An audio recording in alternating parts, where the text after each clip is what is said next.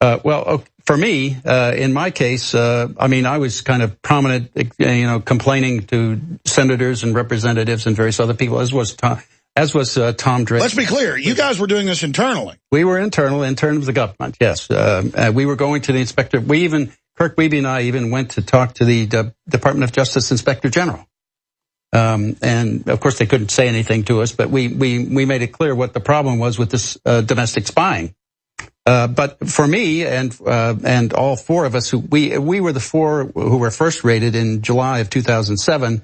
We were raided because we were the ones who signed the DOD IG complaint against NSA, charging them with corruption, fraud, waste, and abuse. And that caused a major DOD investigation of NSA that all verified what we were saying, and that was published but redacted because it was even the unclassified, embarrassing parts were redacted, which is a violation of the NSA the government open records. Yeah, well, it's a violation of government classification regulations too.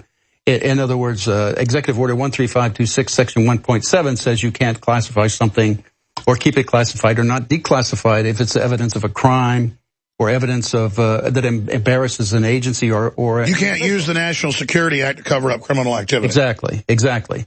And that's basically what the NSA and the DOJ and the DOD with that investigative report, that's what they were doing. They were redacting it and hiding it from Congress and hiding it from everybody else. So they're covering up what they're doing. And for us, they attempted after the raid. By the way, the DOD IG's office was the one that gave our names as the ones who submitted that complaint against NSA. They gave our names to the FBI. Wow. And that was against their regulations. Okay. I mean, who now? So they're all breaking the law while accusing you of doing it. Yes. And all you're doing is going to congressional committees and inspector generals whose job it is to have oversight and telling them, hey, they're breaking the law. Yes.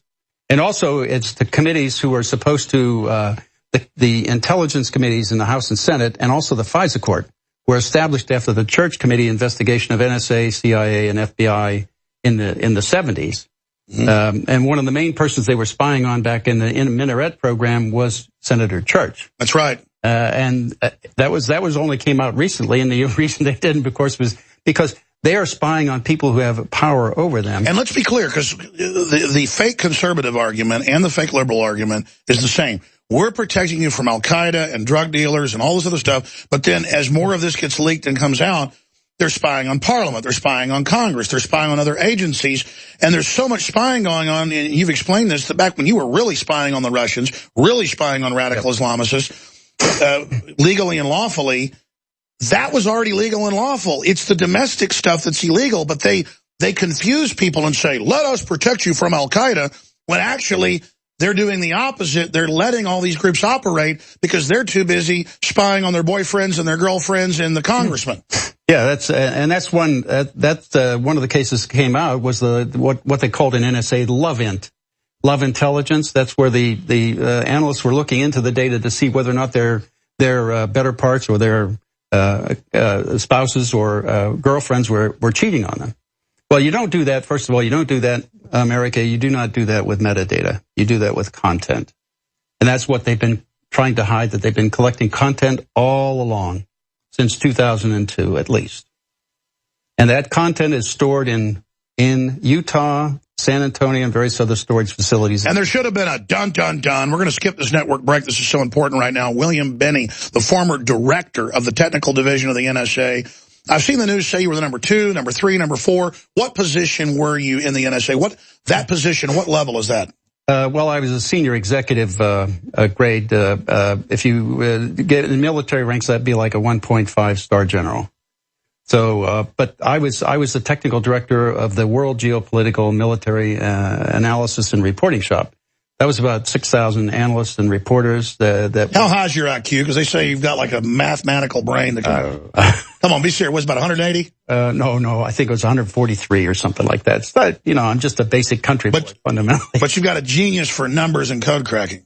I had a real bent for that, doing that. Yes, it was. It's just a talent that you have to be able to look at patterns and see patterns in data. And when you can do that, that's the kind of thing you need to be able to break things and solve problems. Somehow I want to have you on just about you, because I mean, I know most of it's classified, but I mean, you battled the Russians, the Chinese, everybody, right?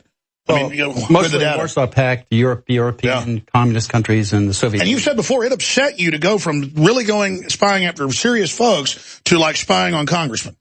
Yes, yeah. I mean, and every U.S. citizen in the country. Yeah, no one was exempt. I mean, everybody was taken in.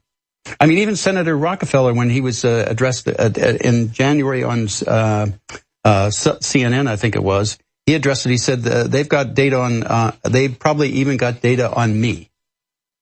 Well, I mean, what he's saying was right. I mean, they're collecting all the data, content, and metadata on everybody in the country. Explain those lies for folks. They claim, oh, it's just metadata, just you know, basically when you called, when you didn't call, like a phone bill. No. Explain what they're really doing. Well, Mark Klein kind of exposed that too, and it's in court record in Mark Klein's case, where he laid out the wiring for all for the NSA room in the AT&T facility in San Francisco. Sure. And on that, I think it was room 641B. What they did was they put a prism type affair or a splitter, what's called a splitter or Y connector, where you have a fiber coming in and it duplicates it and sends it down two paths. One path went to the NSA room, and the other path went to the normal distribution of communications.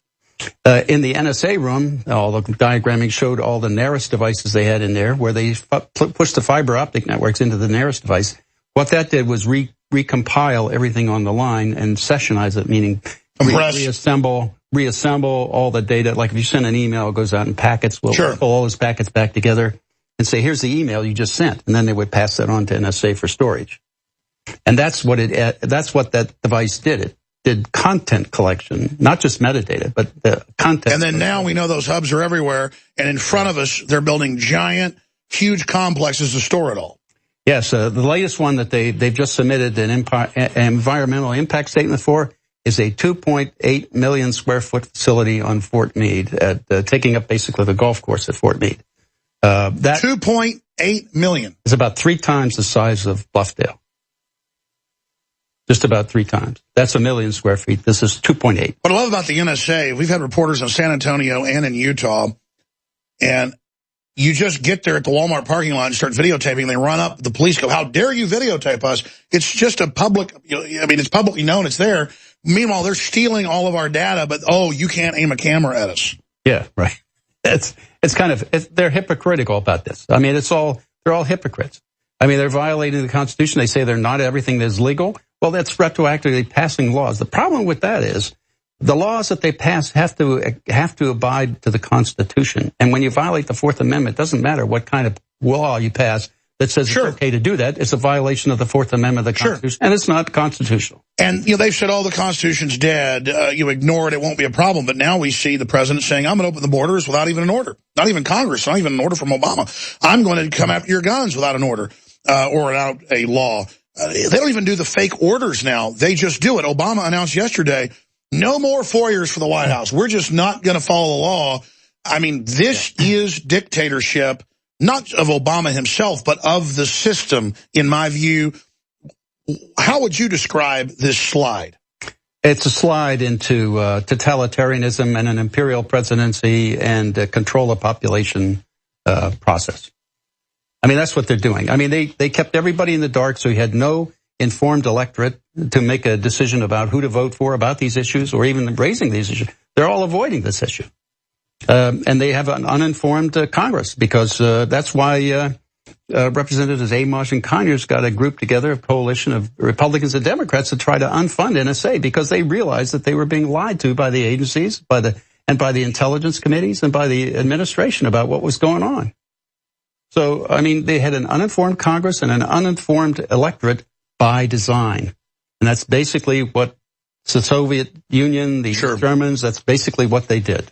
I got a lot of questions coming up for you, William Binney, and I want you to be able to speak on other topics you want to get into and go through some slides you gave us that Snowden leaked so you can break this down for people to kind of give us a roadmap of what's going on. But my big question is, as best you know, not being there in 15 years, but what's leaked and what people have said, how many people really have access to the big master files to go in and send a order in and then get all my emails from a year ago, or go and see a file, a text file of a phone call I had last night?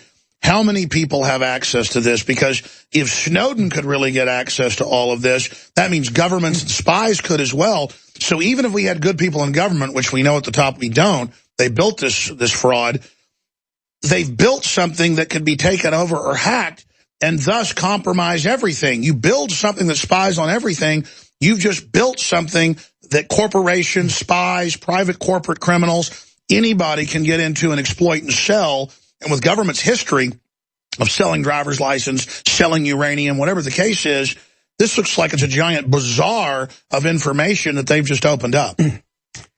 Yes, and internally in NSA, they have no monitoring of the network as to what's going on and who's using it. My estimate in terms of, I mean, some of the numbers I've seen say that... Let's stop there. I don't mean to interrupt you. We monitor our network to see what people are doing around here. We monitor to see if they're downloading stuff that's illegal. We have to liability. The NSA doesn't monitor their own network. That's right. In fact, we had proposed in the SARC, the SIGINT Automation Research Center, we'd proposed a program we called Well Grounded that said we wanted to monitor the entire worldwide network of NSA, who was on it, when they were on it, what they were doing when they were there, as they did it. And it would be a matter of monitoring the network log like you probably do here. The same principle. It's the idea where anybody on the network sends data down the line, you can see what they're doing, and it's recorded in the log. So you can analyze that log with software, and that's what we intended and proposed to do. We had two groups opposing that. One were all the analysts saying, you will be able to see everything I'm doing. I don't want you monitoring. Okay? But they're working in a secret government operation. Yeah. They're the ones that should have a record. Exactly. Plus, that people could just sell their code and let anybody in. Yeah. Oh, my. I mean, if I was a spy running America, I would want there to be no monitoring. Yeah. Well, that's exactly the point. That's exactly what the analysts said. But the real opposers of it were the managers. And the reason they didn't want that happening was we could watch the movement of all the money.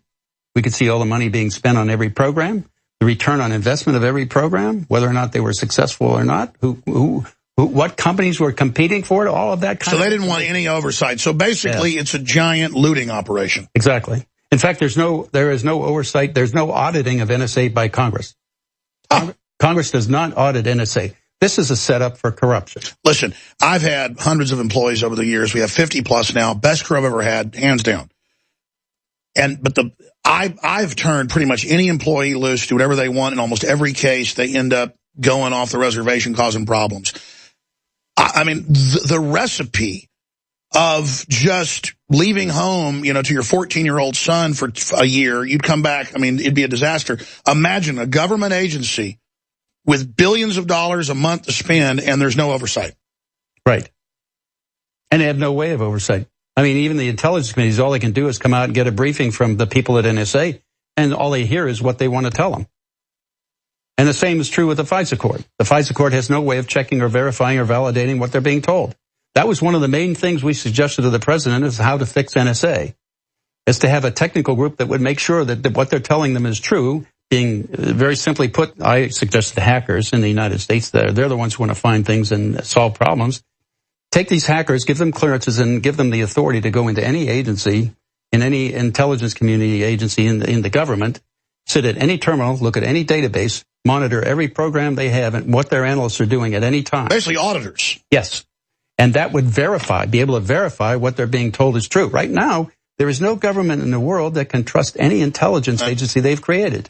I was at Barton Springs last year on a sunny day with two guys and two women sitting next to me on their towels, and they were all police going to finish up degrees. Two of them just finished up to go work at the NSA in San Antonio. They were bragging like they were James Bond and just blabbering classified stuff right next to me.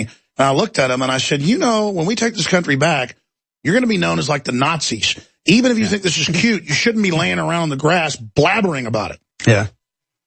See, that's what my wife said to me right after we were raided by the FBI. She said she wanted to leave the country because she thought this was basically the Gestapo coming in. I mean, they came in. Stay there, sir. This is incredible. And I'm going to have to shut up. I'm jumping in a lot because this is just so epic what you're breaking down. William Binney, former technical director of the National Security Agency, is with us. He's going to get into whatever topics he wants to cover, break down where all this is going, the awakening he sees happening, his meetings with Oliver Stone, Snowden info, and more. Straight ahead. We'll have to go into some overdrive if you got the energy because this is epic information. We're on the march. The empire's on the run. Alex Jones and the GCN Radio Network.